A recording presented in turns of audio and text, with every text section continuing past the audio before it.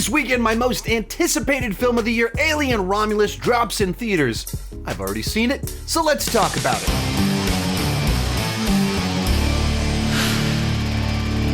Hi, my name is Sean, and I love to talk about movies and TV way too much. With that in mind, go ahead and join me down below in the comments section. What's your excitement level for Alien Romulus? And if you've seen it, what did you think about it? This will be a spoiler-free review. I will try not to reveal anything about the movie that wasn't revealed in the trailers or press interviews from Fede Alvarez. And as we go into this, as I mentioned, this was my most anticipated film of the year. I adore the first two Alien films, and I've been disappointed quite a few times over the last several decades, but when they announced that Fede Alvarez was going to do a new Alien film, to me, that felt perfect. He's specifically good at making these close quarters, edge of your seat horror thrillers. Was he able to pull it off? Let's get started with the good. And I'll cut right to the chase. 90% of this movie was everything that I was hoping for and lived up to my expectations. Then there's 10% more of the film where I have more complicated feelings. That's why we have the back section of this review, and there are significant things to talk about there, but 90% of the movie is what so many of us were hoping for, and that comes back to the fact that Fede Alvarez is a true fan of the franchise. He loves and adores and reveres these movies the way that we do, and he went in as a true fan who wanted to work with true fans to make a movie for the fans. He wasn't trying to fix it, reinvent things. He went, I love these movies and I want to be a shepherd of this franchise. I want to make it, above all things, I want to make it an alien movie. We really try to not make it about myself, and I really try to take myself out of the equation. So right out of the gate, it feels like we're returning to the world of Alien and Aliens, not just in a continuity sense, but in the sense that they tried to make this movie the way those movies were made as much as is possible. They built as many practical sets as was possible. They went to extensive lengths to try and match the aesthetic, the vibe, the technology of those films so it fits properly between those two movies. I think from an aesthetic point of view, it looks more as an amalgamation of those two films, but it definitely has elements of all the others. I love that. I love that. In interviews, Alvarez even talked about how they went back to the tapes from 45 years ago to use the same sound effects. One part was obviously to nail the style and nail the sound of it, was to not only recreate, but even go and find the original tapes for the original movies and use those same tapes on our movie. And while those first two films certainly were the biggest influence on the feel of the movies, he was very clear that they were pulling influence from all of the films, as well as the comics and even the video games. So we went to every possible medium, and to the comic books, to novelizations, to the games. But I think Alien Isolation was a big inspiration, just because it was not just a great game, but also something that showed how scary it could be. So just watching the film is this immersive alien experience where you're back in that world with this analog future with all the switches and knobs, the low-res technology, the sound effects, the chirps, the beeps. All of that takes you to a world that, as an Alien fan, I love to go back to. As I mentioned earlier, I was very excited to see what Alvarez would do with an Alien movie because of his past horror films, Evil Dead and Don't Breathe. And he's so good at kind of creating these environments where you understand the rules and the specific dangers of the place where the characters are at. And he introduces all of these little elements that you see and you remember, and later in the film you realize just how dangerous they will be. And he brings all of that to the world of Alien, where we're now on a spaceship. And so in the first section of the film, it introduces these different elements. Of course, in space, oxygen is important, but also temperature is important in this film. How the gravity affects on these ships, of course, xenomorphs, and you remember them. It'll pause to just show you something just long enough so everyone remembers that thing, and you go, oh, that's going to come back into play later on in this movie. So as things start to explode and get dangerous, You have this constant sense of danger because you know all of the ways that things could go wrong in each and every environment. Whatever scenario would uniquely be dangerous in this specific room. And it keeps finding new things that we haven't seen yet in an Alien film. And he absolutely delivers on that with this movie. Other thing about Fede Alvarez, or right along with that, he is a horror director. And that's one of the things that he said he wanted to bring back to the franchise. Why did you want to make an Alien film? Because I was desperate to see Alien be in a horror movie again, like a pure horror movie again. Everybody wants to see the highbrow side of things and the intellectual part of it, and like, it's a horror movie, but it's a lot more than that, and the sophistication of this and the class struggle. Yeah, absolutely. But it's a horror movie. The movie is very much trying to return to the horror roots of the original Alien film. It has big explosive action set pieces in it, but a lot of it is about building tension, that sense of danger, and the horrors of the life cycle of xenomorphs. And so there's definitely some nasty, gnarly gore in here. It's not full-blown Evil Dead. Some people kind of went into, I've seen some early reactions from people disappointed. It's not as hard edge as Evil Dead, and they were really hoping to get that in an Alien film. But you do have some nasty kills. You have some things involved in the birthing process of the aliens that are nasty all along the way. And like I mentioned before, when you combine that with that use of environments and sound to just build this intensity where it explodes into moments of gore or violence or action, so you kind of get all of it. He was very intentional about trying to make a movie that has the atmosphere and tension of Alien, but also the big action payoff sequences of Aliens. And that's definitely what he delivers with this film. And a big part of what kind of pulls everything I've discussed thus far together is that he went practical with this film. I knew on day one there was going to be practical effects, and that's what I do, right? That's what I do on Evil Dead. Like, when everybody was doing CG gore all over, I was like, I'm not going to do any of that. I'm going to do practical stuff. Same here. And the reason that that is so important is that almost everything in this movie is fully convincing and believable. There's one exception. We'll talk about that later on in the video. It's a movie that pulls you into this immersive, believable environment because it's real switches. It's a real thing dangling in front of someone's face. It's a person actually floating in an environment on wires. There's none of that disconnect in your brain where you can tell you're looking at a visual effect, a person on a green screen that just a little bit breaks the reality. It takes you out of it because you know you're watching a visual effect. Here, almost every frame is fully convincing, and in the scare sequences, all of that is done to perfection. You're in that environment in the cool ways. You're in the environment in the thrilling, edge of your seat kind of ways, and you're in the environment as horrifying things happen to these people, and you buy into it. Today's video is brought to you by Factor. We're deep in the heart of summer. I'm actually deep in the heart of Texas, so it is very hot outside. You can fuel up with Factor's no prep, no mess meals. Meet your wellness goals this summer thanks to Factor's menu of chef-crafted meals with options like Calorie Smart, Protein Plus, and Keto. I'm a high protein kind of guy, so I either go Protein Plus or Keto. Factor's fresh, never frozen meals are delivered right to your front door. They're dietitian approved and ready to eat in just 2 minutes, so no matter how busy you are, you always have time to enjoy nutritious, great tasting meals. No shopping, prepping, cooking, or cleanup. The day I'm filming this is back to school day for my kids, and back to school is a great time to start up new healthy routines, and Factor can help make that happen for you. With 35 different meals and more than 60 add-ons to choose from every week, you'll always have new flavors to explore.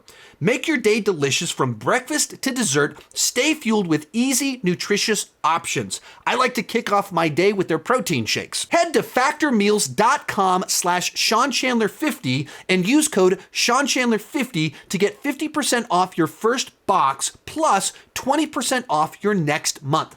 That's code SeanChandler50 at factormeals.com/SeanChandler50 to get 50% off your first box plus 20% off your next month while your subscription is active. So right in the middle of filming that section, my wife came home. She was just at the movies and she brought home the Xenomorph popcorn bucket. So looks like tomorrow night I will be eating popcorn out of this Xenomorph's head while watching Alien Romulus. Other thing to talk about here are the characters, their relationships, the themes and ideas being explored, where in particular the first few Alien movies kind of had a lot of subtext about the evils of corporations and different places in the social hierarchy.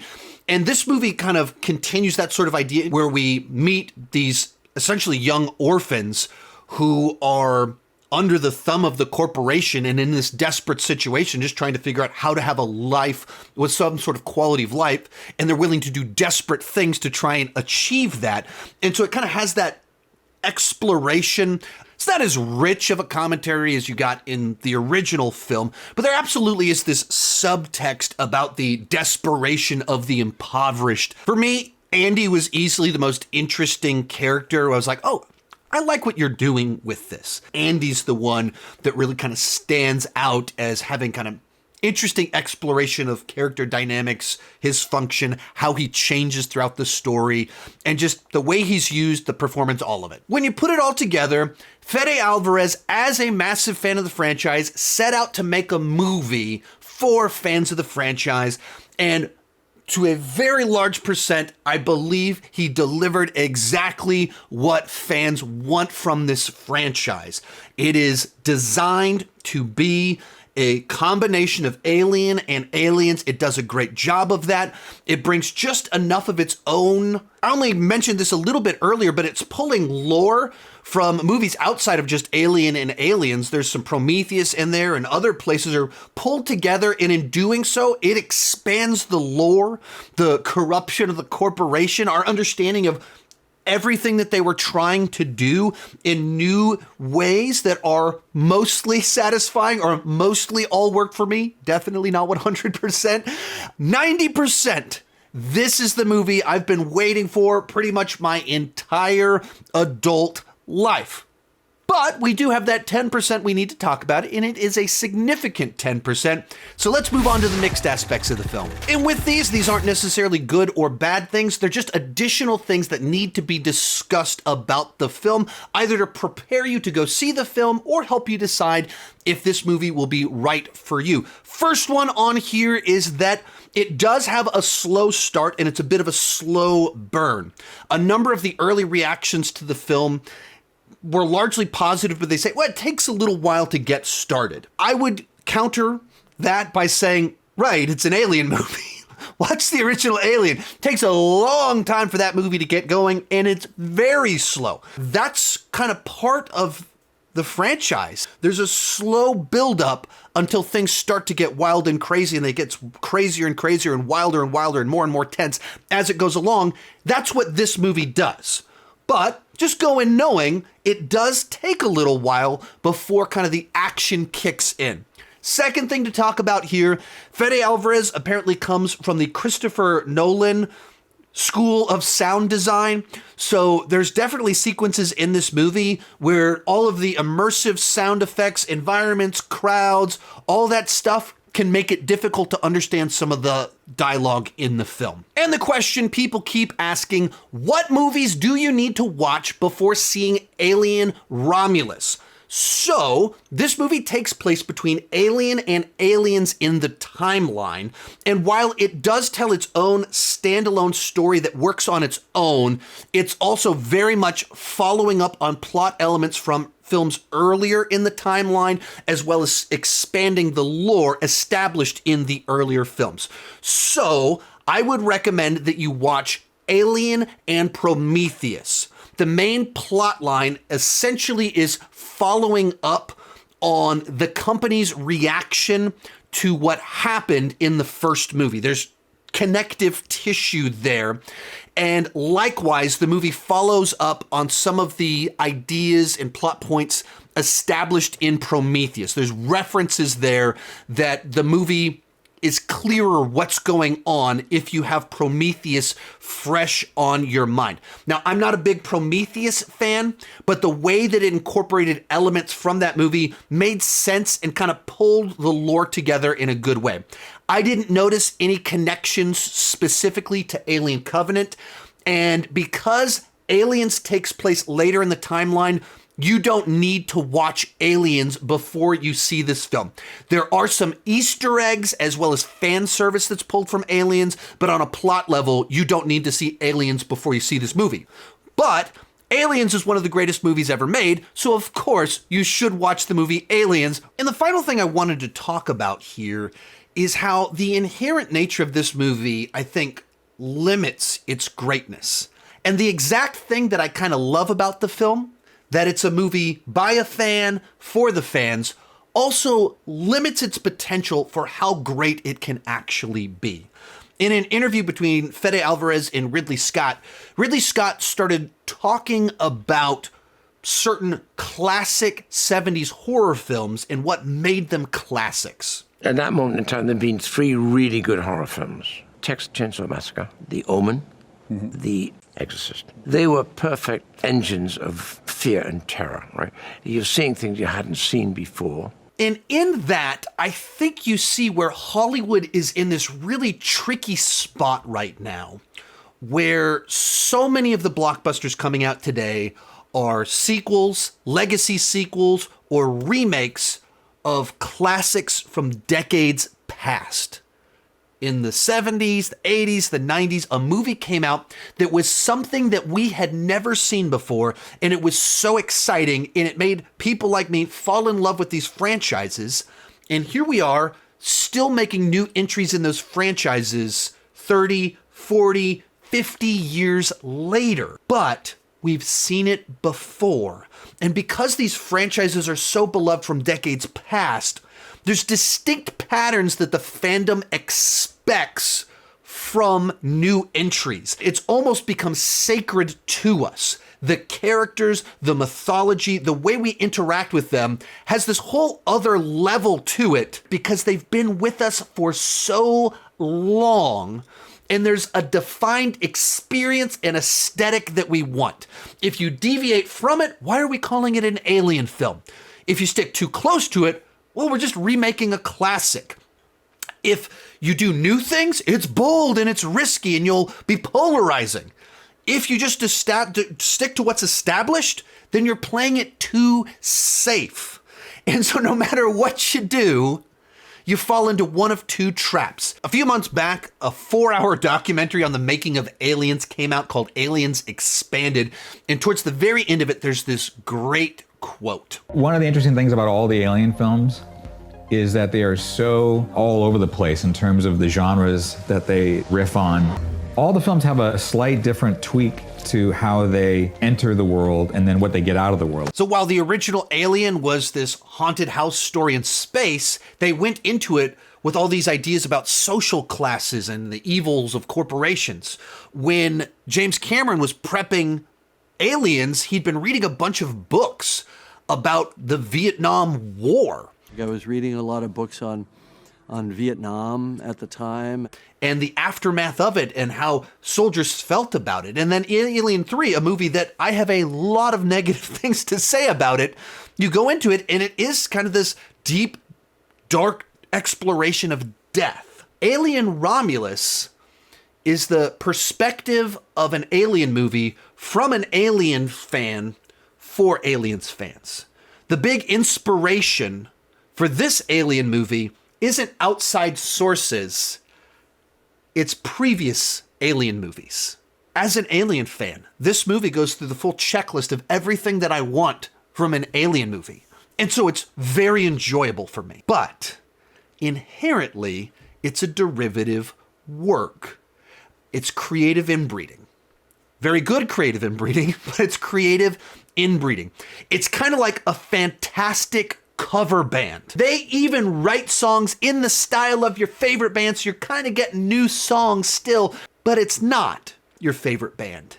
It's inherently a derivative work trying to copy something from the past. And the exact thing that I love about this movie that it's a great alien experience is also what I think holds it back from the levels of greatness that we got from Alien and Aliens, where those were pure creative works.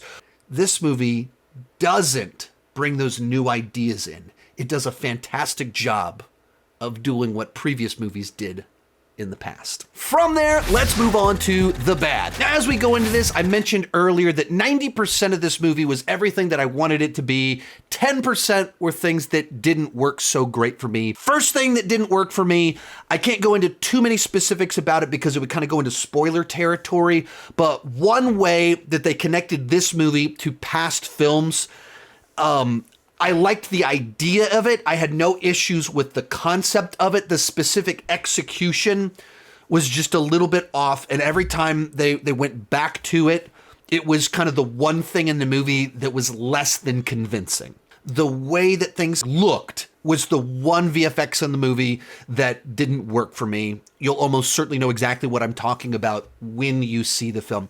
Second thing, and this is a big one, the last 15 minutes of the film kind of take its big, bold swings. The first hour and 45 minutes, for lack of a better word, play it pretty safe and play in the fairly standard Aliens sandbox. And then it does some bigger, bolder things towards the end of the movie. And if you look at the early reactions, some people are absolutely loving it because it goes bonkers, it gets weird, it's wild, unexpected, goes in new places. But anytime you go big, bold, and weird, some people aren't going to be crazy about it. On first viewing, I wasn't crazy about it. And so it's the sort of thing where even when I say like 90% of the movie is exactly what I wanted, it's literally like a percentage of the movie. I was like, yeah, this is totally right. And then there's a specific moment late in the movie I was like, I don't know about this. You went a little bit too far. So you have a fantastic experience and then something where it kind of loses you with a specific beat. But it's, like I said, a bunch of people loved it too. So I'm assuming coming out of this weekend, this will be the new debate amongst Alien fans. My first viewing, I'm not really there. This is a smaller thing for me, but the movie definitely does a little bit too much of the fan service game where there's too many direct references and some of them are too on the nose. Of course, you want to recreate the environments and the feel. There's too many times where it's, hey, it's the thing from the other movie. Hey, he said the line from the other movie, that are just references for the audience and not things that legitimately kind of fill out the world. Other one, touched on this a little bit, but it's trying to be in the same vein as the original run of Alien films, and it's simply not as thematically rich. Like, it touches a little bit on the oppression of the impoverished, but it certainly doesn't come off nearly as in depth of a film or a movie that's trying to say as much. It's just kind of touching on it a little bit because it's supposed to, rather than fully feeling like it's exploring ideas about social class, colonization, war. It's just a little bit about, corporate taking advantage of the impoverished. Real quick, before I give you my final thoughts, be sure to join me down below in the comments section. Let me know, what did you think about Alien Romulus? Also, come back this weekend. I will be doing an updated ranking of the Alien franchise. I've been doing a big, gigantic deep dive, reading a bunch of different books, watching all the special features on the Alien anthology, watching a ton of interviews, as well as watching the full 4-hour Aliens Expanded documentary. So I'm very excited to do that one. Also gonna have a Fede Alvarez ranking this weekend as well.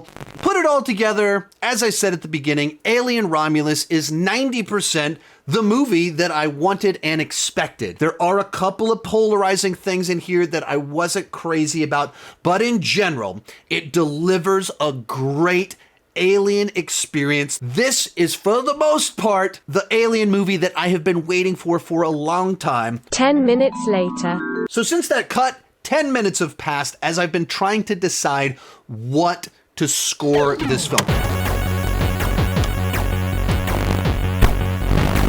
I've actually been trying to decide that for a day and a half now. And all I know is that I am confident that I should not be confident in whatever score I give the movie right now, because I am confident my feelings about this film will change once I watch it a second time and with time. All that said, as for today, I'm going to give it a B+ and say it is a must watch for Alien fans. It will be a little bit polarizing, but it is a great Alien experience. I am hoping when I watch it a second time that the things that kind of bugged me or didn't sit quite right with me will be diminished and I'll be able to bump that score up a little bit higher. Fingers crossed that they don't bug me more and I have to knock it even further down the list. Be sure to come back this weekend to see my ranking of all of the Alien films, where you'll also hear my updated thoughts on Alien Romulus once I've seen the movie a second time and interacted with more people and their varying opinions on the film. Also, that Fede Alvarez ranking is coming this weekend. Thank you so much for watching, and keep talking movies and TV too much. Bye-bye.